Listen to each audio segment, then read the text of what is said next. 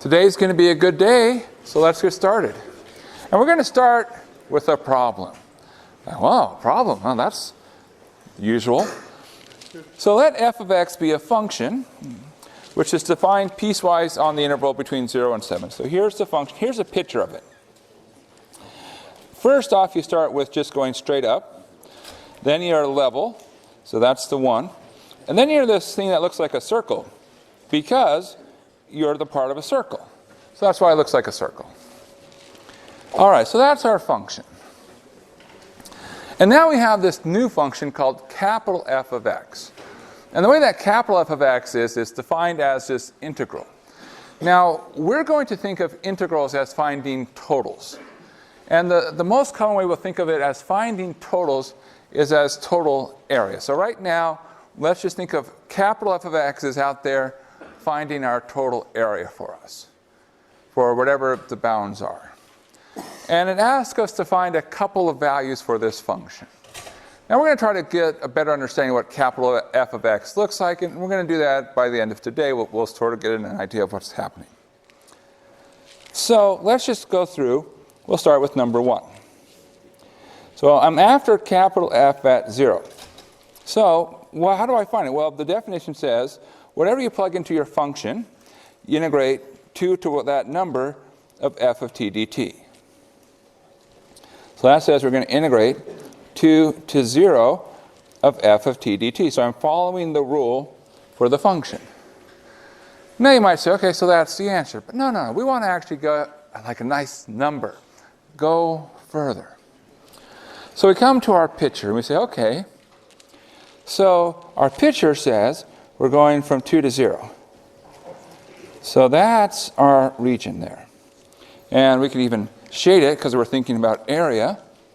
You say, all right, so what we're looking at is we're looking at this area here. All right, well, what does it consist of? There's a little triangle and a square. Well, how much area is in the square? 1. How much area is in the triangle? 1.5, right? So the total area should be 1.5. But be careful. Notice these numbers here. 2 to 0. See, when we think about integration, we like to say from some point to some point. So integration has an orientation built in, because we're starting somewhere and we're ending somewhere.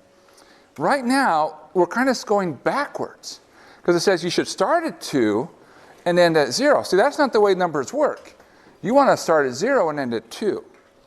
So we're going to pull out one of the rules of integrals we mentioned last time, which says if I want to change the order, I flip the order and I put a negative in front.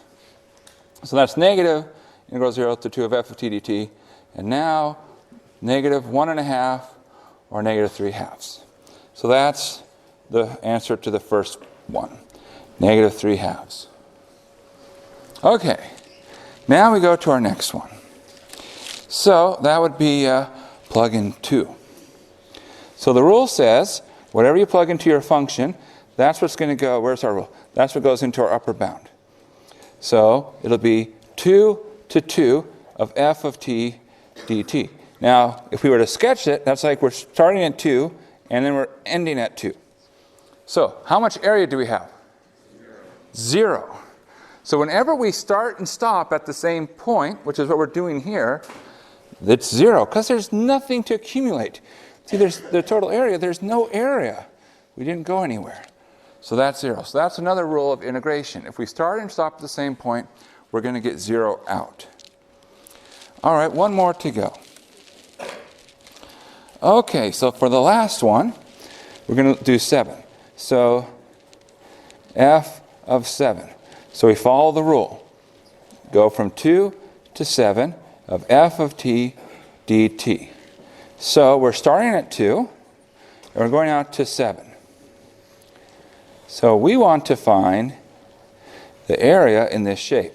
Now, initially looking at this shape, it's sort of not so clear. How do we define the area? But what are some things we can do to this shape? Yeah, so we can break this shape up. So someone said, hey, why don't we think of this shape as really two pieces?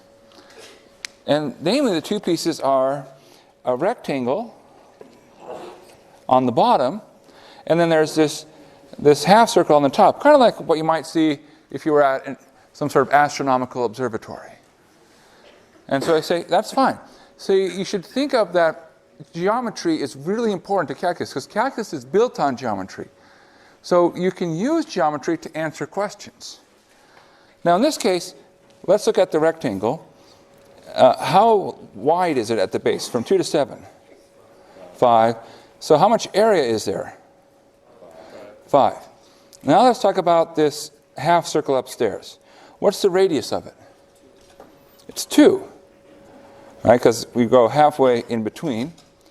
Okay, so the area, if it was a full circle, would be pi times r squared. So this is half of that. So how much area is in this half circle? 2 pi. So 1/2 times pi times 2 squared. And therefore, this integral is equal to 5 plus 2 pi. And that's the answer for this last part. Okay. Well, that's not so bad. That's not so bad. This looks like it's going to be a fun day. So where are we at? We're talking about the definite integral and all the wonderful properties we've had. So I'm going to put this up. There's a lot to digest here, but it should look really familiar, almost as if we've seen essentially all of it before, because we've essentially seen all of this before. So this is what we've sort of built in the last couple of times that we've met. So when we have the definite integral, we're always thinking of the definite integral as representing a total. Now you'll notice I didn't fill in the blank here. It's a total of something. So it could be the total area, which is often how we'll think of things right now. But it doesn't have to be. There's lots of applications. So whenever you're faced with a problem that says, how much is there? What's the total? That's an integration problem. And so you can use this type of technique. And the further you go in calculus, and then in your other courses, you'll start to see, oh, we're looking for things like what's the total electrical charge? What's the total mass? What's the total amount of money? All disciplines, they want to know the answer to this type of question. How much is there? So integration is very useful across a broad range of topics. All right. Now, what are some things we can actually integrate? So far we have 4 functions that we went through, and we did the limits of Riemann sums. We said the function 1 we can integrate from 0 to b as b, and then x was a half b squared, x squared was a third b cubed, and e to the x was e to the b minus 1. And we did all of those as limits of Riemann sums. Now, maybe we don't want to start at 0. Maybe we want to start somewhere else. Well, it turns out we can do that. That's not so bad. So the way we do that is there's a couple of rules. And I'm going to point to this rule right here, which says that we can connect totals together. And of course, the one that says we can flip our bounds, and that changes orientation. If you combine those two, you can now take the integral from 0 to b and really get the integral from a to b. And the way you do it is you do the following.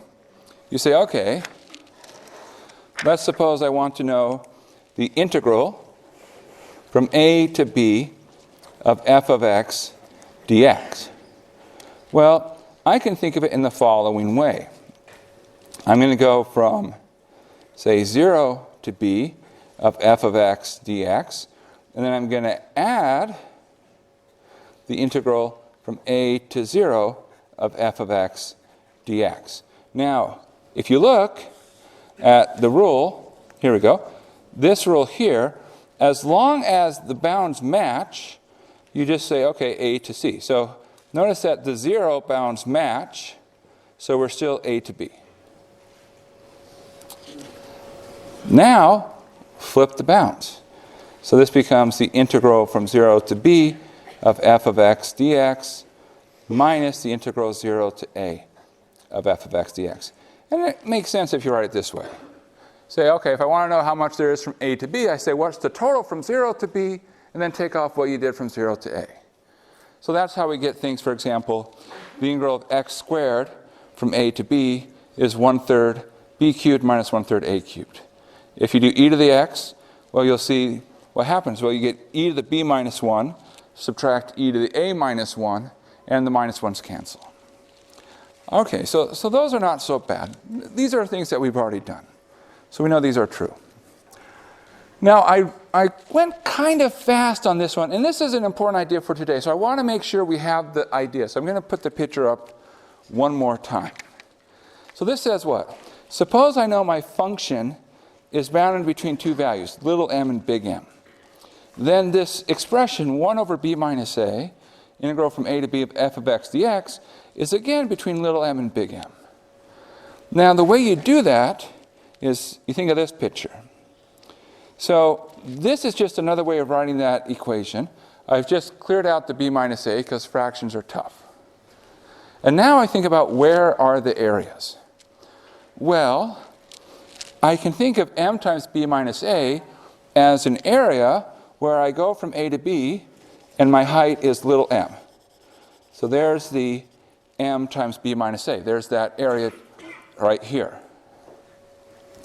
The integral from a to b of f of x dx, well, that would be the area that's underneath the curve. So I can represent that by this area, where I go all the way down. And what do you see? Well, what you see is that this integral contains more than this rectangle here. So that the amount of area, in terms of area, we get this inequality. And that establishes that part. Then capital M of b minus a, where is that? Well, that's again a big rectangle at the top. So that would be all the way down. But you can see that that rectangle, that area, is bigger than the integral. So this area is larger than that area, and that establishes the inequality. All right, so that's going to be the part that we need for later today. Okay. And we want to practice this. Get good at these properties, because these are good to help us rewrite, combine, and put things together in good ways. So let's do an example. Let's find the integral from 1 to 5 of f of x dx, given that we know that the integral from 1 to 3 of f of x dx is 6, the integral from 2 to 3 of f of x dx is 7, and the integral from 2 to 5 of f dx is 3. So we have some information about some of these intervals, and we want to combine this information together. Now, let's sort of think about intuitively what's happening here. So we'll sketch the line. We want to understand what's happening between 1 and 5.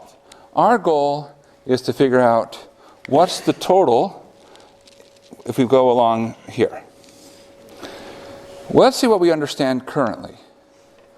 Well, what we currently understand, we already have an answer for, is if we went from 1 to 3. So that's one we already understand. So I'll mark that one.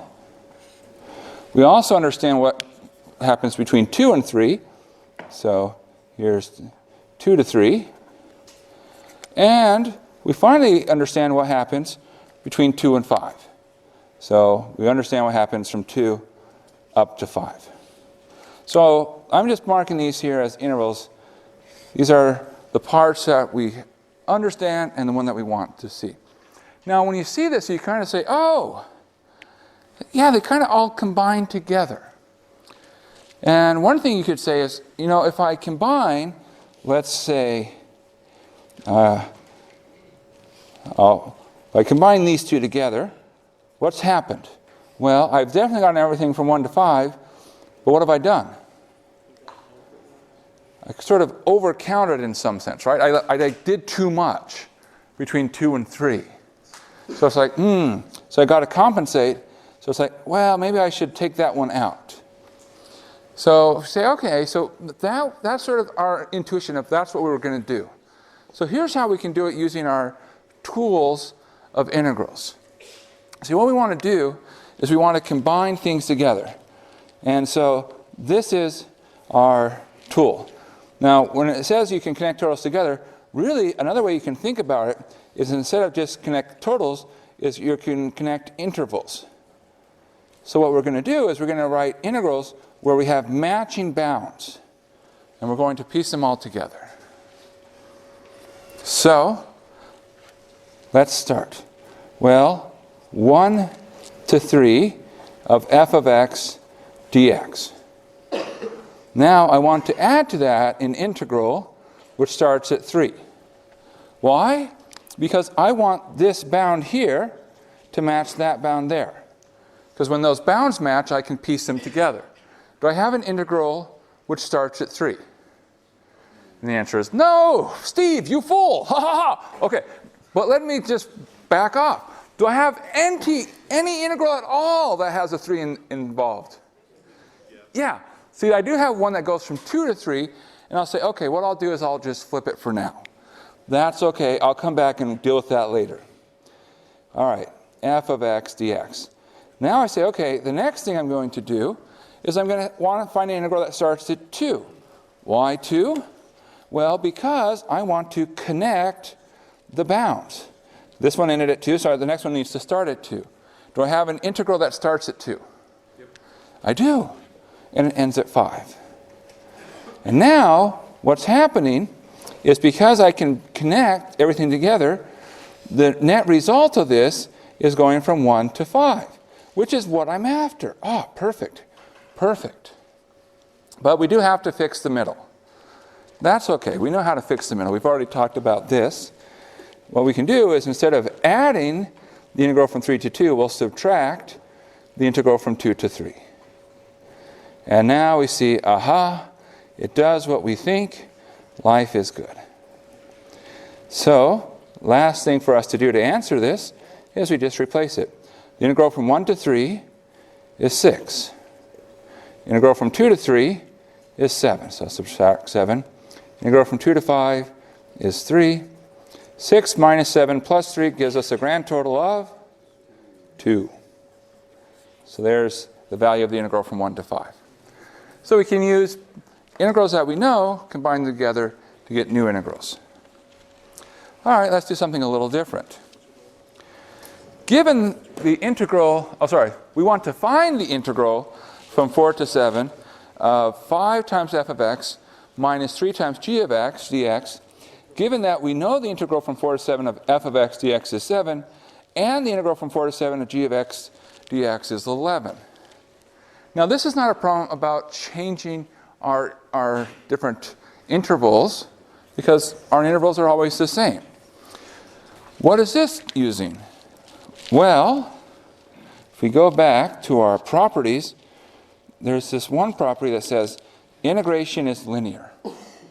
Now, linear basically says you act like you would with addition, because integration at the end of the day is all about addition. So there's a couple things that are nice about addition. Basically, it says you can pull things apart and you can pull out constants. And so we're going to break this into 2 pieces. That's to pull it apart, and we can pull out the constants. All right, so here we go. So by the fact that our integrals are linear, we'll do this in a few steps. You can really do it in one step, but that's all right. We're just starting out. We'll get better at this. This says, I can think of this as the integral from 4 to 7 of 5 times f of x, and then plus the integral 4 to 7 of negative 3 times the integral of g of x. So again, I can break up integration over addition if I encounter it. Now, because this 5 is a constant multiple, that can come out of the integral. 5, 4 to 7 of f of x dx.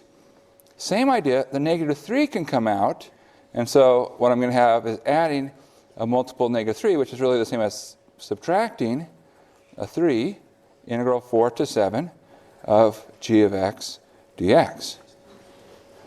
Well, the integral from 4 to 7 of f of x dx is 7. Integral 4 to 7 g of x dx is 11. So we get 35 minus 33, which is 2. So, yeah, somebody just noticed, everything is 2 today. Okay, well, maybe, maybe not. Who knows? Let's see. Let's see if that holds for our next problem. Let's take it up a little bit. Try something a little bit more interesting. Find the integral, negative 5 to 5, of t cubed divided by 1 plus cosine squared of t plus t to the 4th dt. Well, maybe it's 2. Probably not. Now, you're probably thinking, this does not feel the same level of difficulty as the ones we just did. This isn't quite fair, right? We don't know how to do these things. But we do know how to think. And so whenever we're faced with a problem, that's what we should do. We should think, and we start thinking about, what does this function look like? I mean, it's a very weird-looking function. It's an odd, unusual, strange, exotic function. Does this have any interesting properties? Is it even?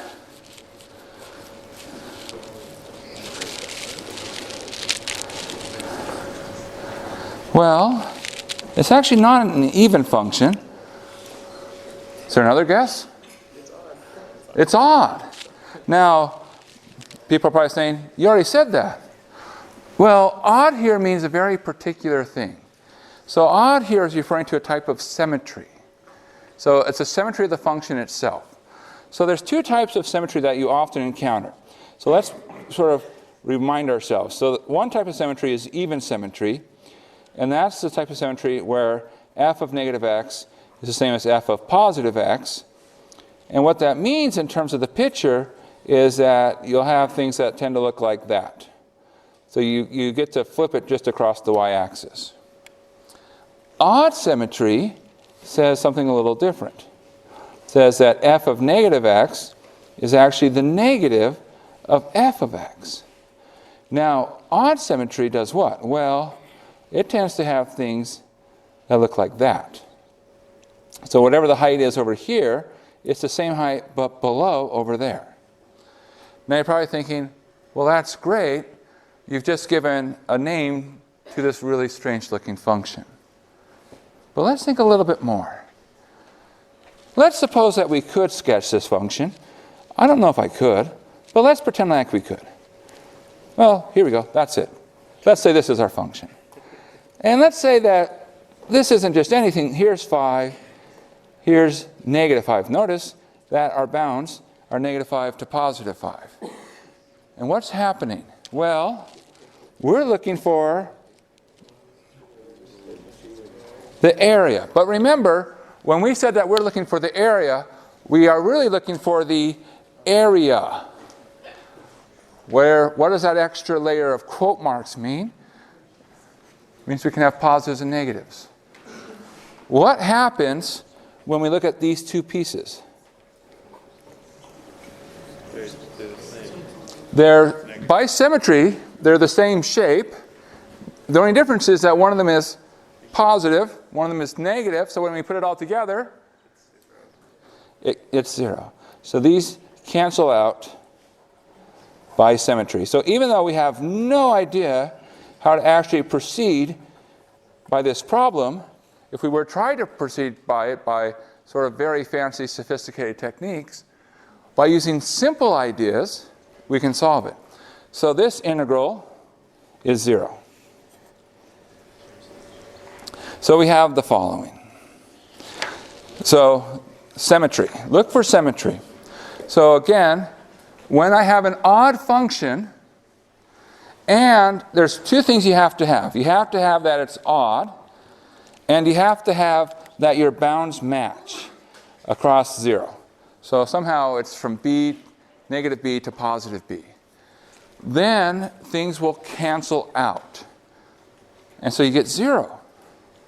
Now when you have an even function, that won't happen. But you can do one thing. So if you have an even function, what happens is if you come up here and you think about the picture, if I'm going from negative b to positive b, and again, I want these bounds to be matching here, well, it's not that the areas cancel, but it's rather that the areas are matching. And so I can just double the integral from 0 to b. So that helps us use symmetry to knock it out. Now you might say, well, this is not quite as good. It's not, let's face it. 0 is really powerful. But it still can be helpful. And the reason it can be helpful is oftentimes if you want to evaluate at 0, it's a lot simpler than if you're trying to evaluate at, say, positive 7 and at negative 7. So when you can get 0 involved, you should. Now, on a side note, you should understand a couple of things about odd and even functions so you can recognize them. So let's just sort of list a few odd functions. What are some examples of odd functions? Sine is odd. Tangent is odd. Cotangent is odd. But that's a really unusual one. Somebody mentioned my favorite, arctangent. Yeah. Okay, and here's a good one. X to an odd number. In fact, one of the reasons that we call it the symmetry even and odd is that when I have x to an odd power, that's an odd function. What are some even functions? Okay, some people have figured out the pattern, x to an even number. So x squared, x to the fourth. Those are even. All right. Anything else? Cosine is even. And I'll throw in one more. Secant. Now, is everything either even or odd? And the answer is no. Do we know an example of a function which is neither? That's very common.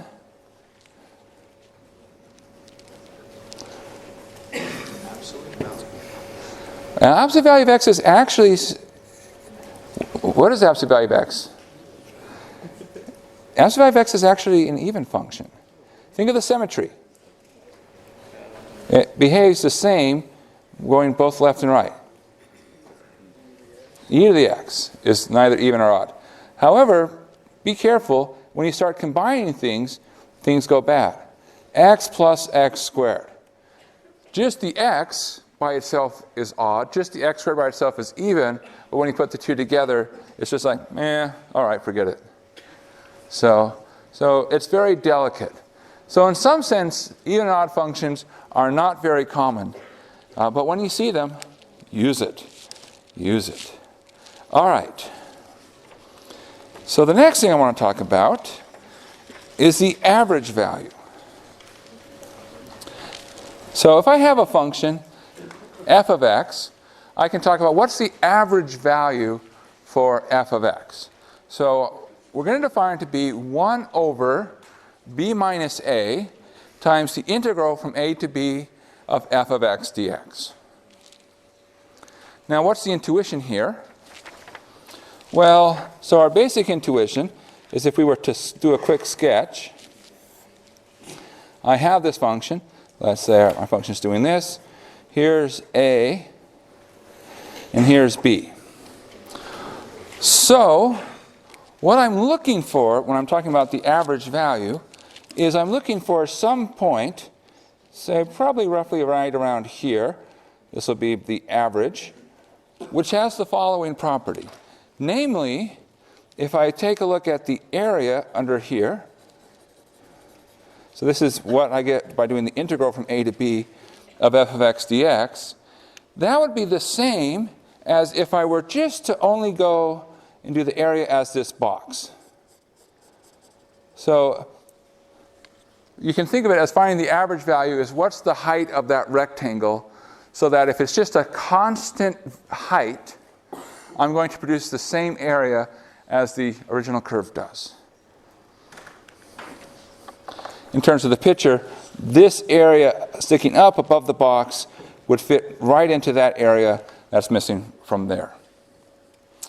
That's just sort of one way to think about it. So find the average value for f of x equals 4 minus x squared for 0 less than or equal to x less than or equal to 2. And now we just say, okay, well, we use the definition. We need to have an a and a b, so that's the interval, a and b. So the answer is 1 over b minus a, so 1 over 2 minus 0, integral 0 to 2 of 4 minus x squared dx. Now, normally we might have a hard time doing this type of integral. At least we don't have very many tools yet. But it turns out that these pieces are pieces we understand.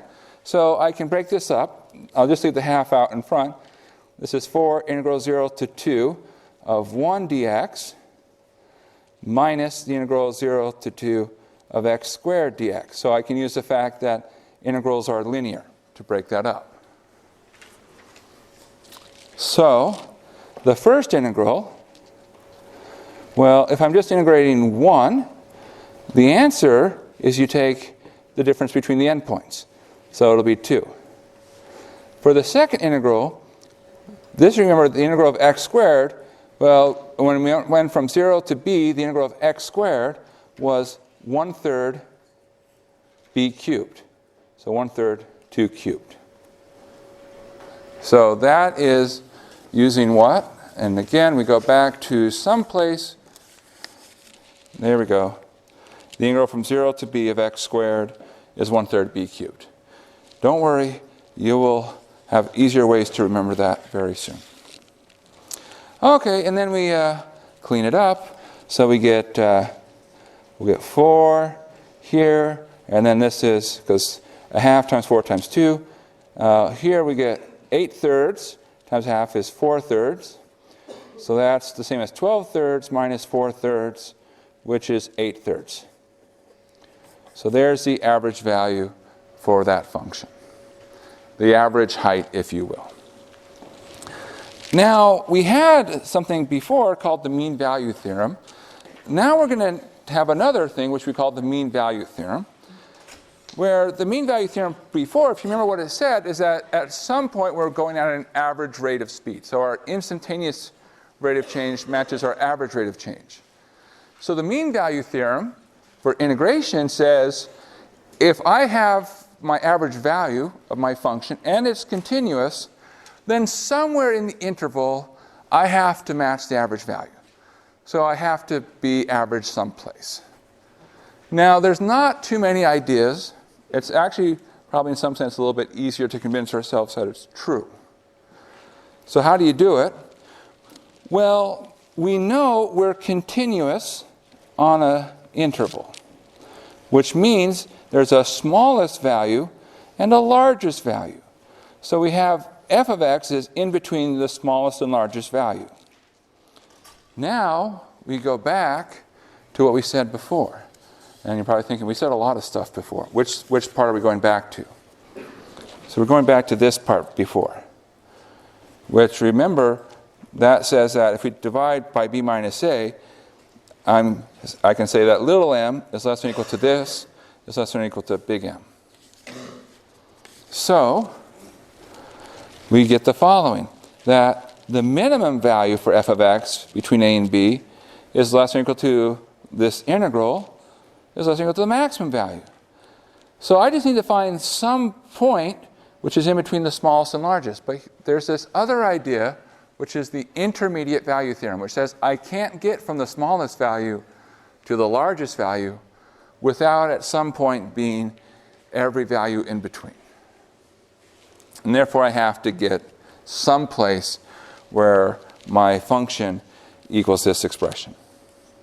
Now, you don't need to know the proof of the mean value theorem, but this is going to be important for what we're about to do next, because we want to take calculus and put the fun into it. And that's going to be an important tool. Now, you might be thinking, Steve, it's been fun the whole semester. What can you possibly mean by putting the fun into calculus? Well, we're going to be putting in the fundamental theorem. The fundamental theorem of calculus, which says, lo and behold, there's this beautiful connection. And it's so good, we couldn't contain it in just one idea. So we're going to have to split it. So this is the fundamental theorem of calculus, part 1. And it says the following. Suppose I have a function, capital F of x, which is constructed in the following way. I'm going to integrate from some starting point c.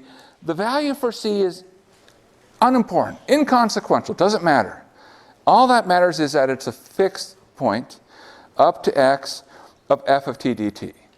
Now you might say, how do I interpret what this capital F of x is? One way you can talk about capital F of x is it's the cumulative function. So it cumulates how much is in between the value c, which is your start point, and the value x. So as you vary your x, the total amount that's under the curve, you can think of it as total area, is going to be changing as well. So it says, okay, so I have this function capital F of x, which I found by integrating, in some sense, little f. What happens if I take the derivative? And the answer is, I get the function little f of x out.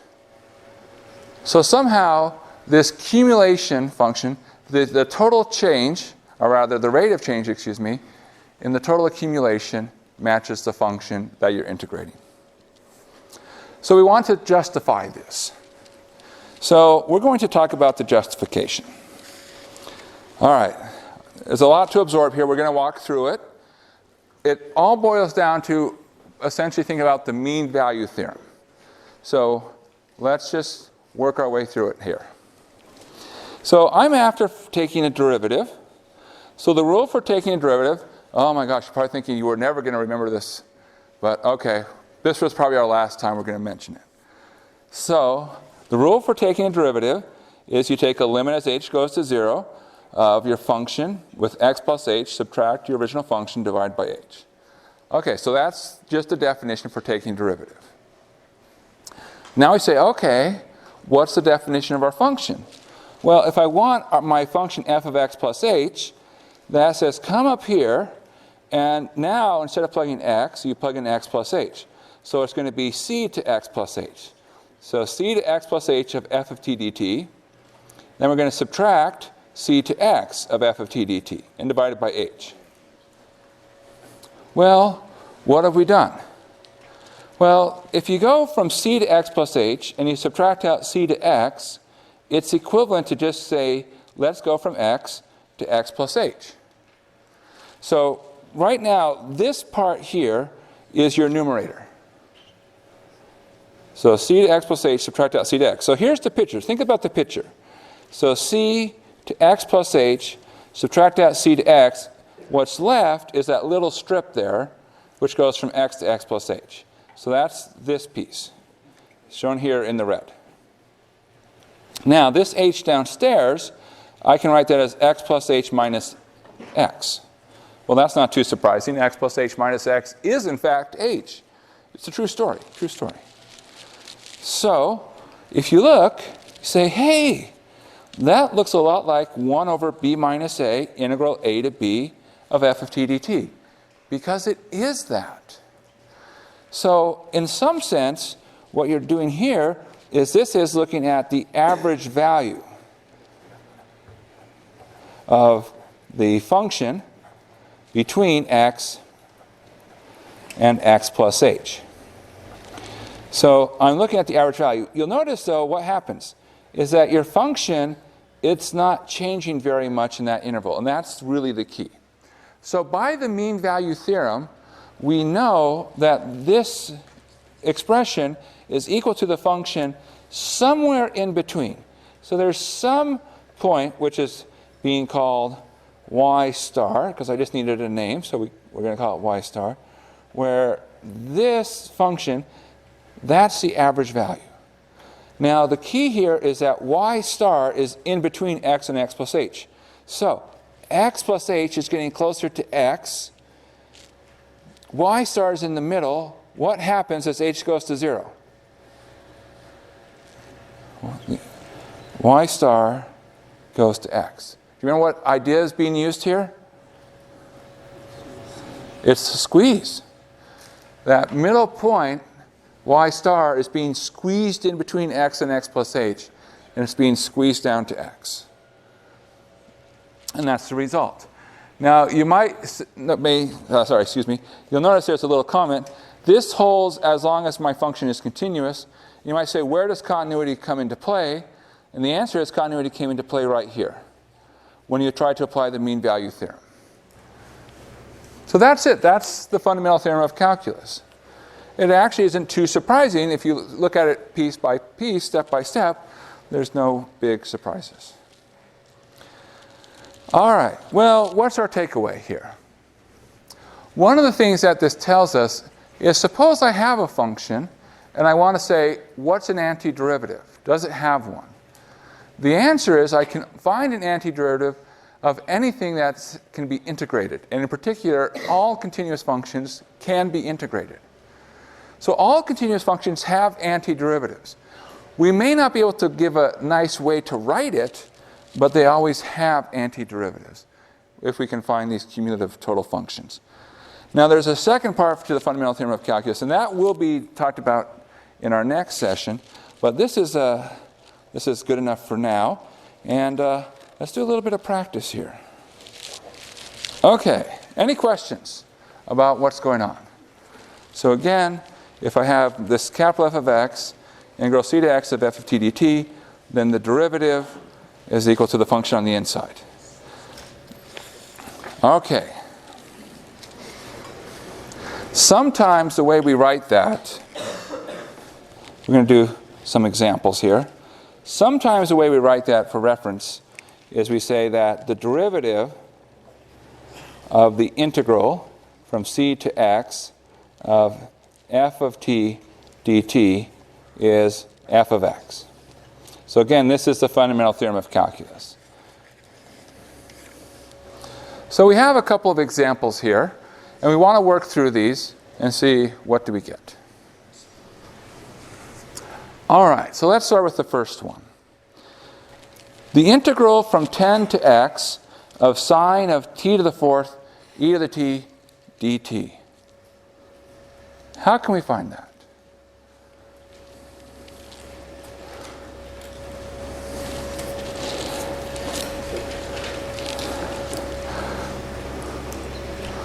Now, a few people are thinking, this looks really, really hard.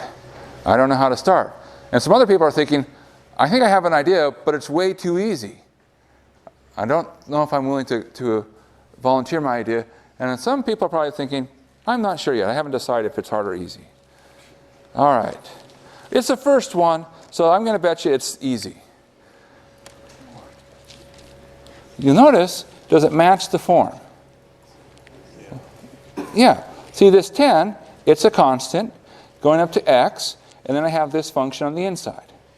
So according to the rule, if I'm taking the derivative of this, I'll get back what? The function on the inside, but instead of having t, I will end up with x. So sine of x to the fourth e to the x. And that's the whole answer. We're done. Now you're probably thinking, I want this type of question on the exam.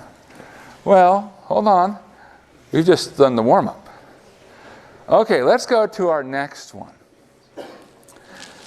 Find the derivative of the integral from 3 to 7 of x squared dx. Okay, so now you're thinking, aha, easy, x squared. What do you think? Is it x squared? No, because you're probably reading my tone. Okay. Is it 2x, right? Because we're taking the derivative, right? And we have an x squared, so we've got to take the derivative of the inside. No. What do you think it is? Someone thinks it's 0. Is it 0?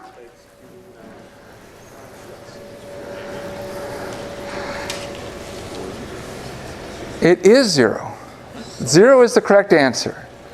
Okay, so why is it 0? Let's think about it.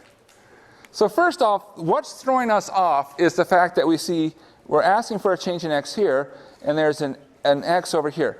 Here's something which you either will say, okay, I totally believe that, or this is making me uncomfortable, I'm very upset right now.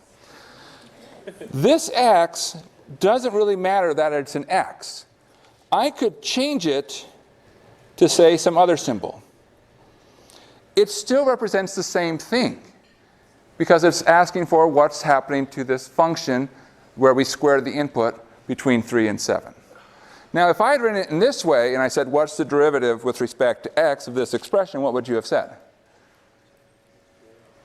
Well, the answer would be 0 because there's no x.